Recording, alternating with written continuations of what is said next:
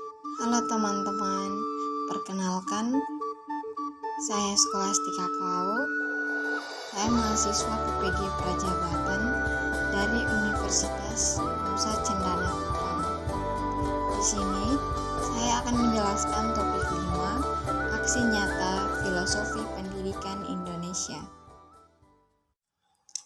Proyek perubahan yang akan dilakukan yaitu mahasiswa akan melakukan perubahan untuk kedepannya dengan merencanakan pendidikan yang memerdekakan peserta didik dengan menerapkan pada kegiatan pembelajaran yang dilaksanakan di SD Impres Oyepura 3. Berikut ada beberapa kasus yang saya temukan, yaitu yang pertama, kurangnya keterampilan. Keterampilan yang dimiliki oleh peserta didik masih kurang, sehingga dibutuhkan pengembangan pada keterampilan skill peserta didik. Kemudian yang kedua, kurangnya motivasi belajar. Beberapa peserta didik mengalami kekurangan motivasi belajar.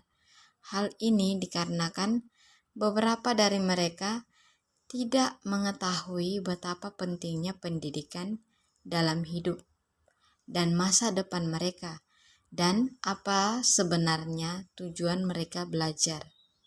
Kemudian yang ketiga, rendahnya kepercayaan diri.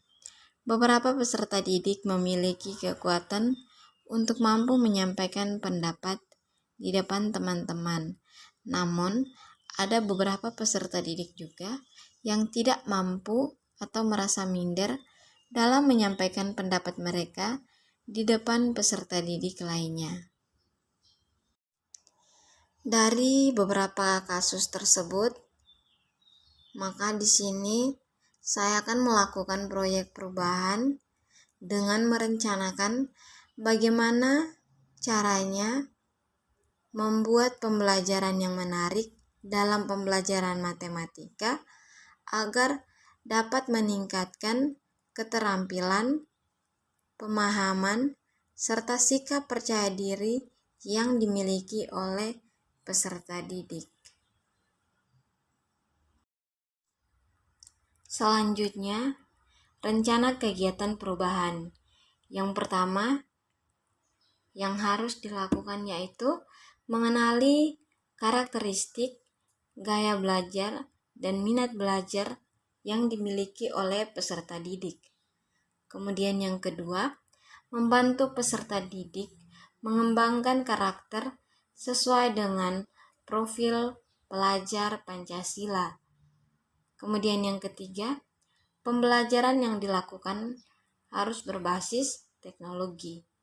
Kemudian yang keempat, menyusun modul ajar sesuai dengan hasil observasi terkait karakteristik peserta didik dalam pembelajaran. Selanjutnya, skenario pembelajaran. Dalam skenario pembelajaran terbagi atas 3 kegiatan pembelajaran, yaitu yang pertama ada kegiatan pendahuluan, kemudian yang kedua ada kegiatan inti, dan yang ketiga ada kegiatan penutup.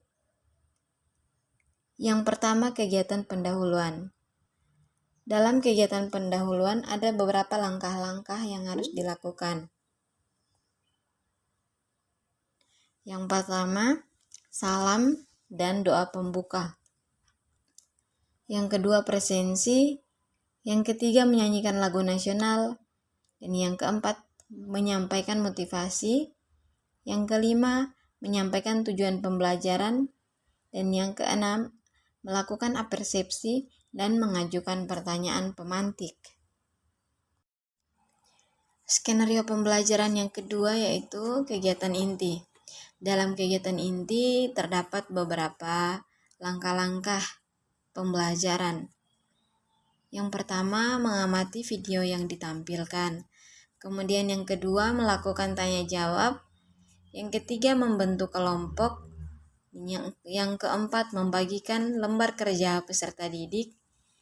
Yang kelima, peserta didik melakukan proyek yaitu dengan merakit bangun ruang menggunakan plastisin. Kemudian yang keenam, peserta didik menuliskan hasil kerja kelompok dan mempresentasikan di depan peserta didik lainnya. Kemudian yang ketujuh, membuat kesimpulan pengerjaan lembar kerja peserta didik.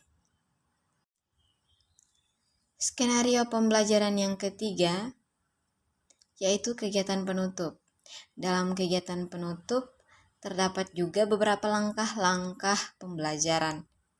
Yang pertama, peserta didik mengerjakan soal evaluasi yang akan dibagikan oleh guru. Kemudian, yang kedua, melakukan refleksi terkait pembelajaran yang dilakukan hari ini. Yang ketiga, guru membuat kesimpulan pembelajaran tentang pembelajaran hari ini. Dan yang keempat, rencana tindak lanjut. Kemudian yang kelima, doa penutup.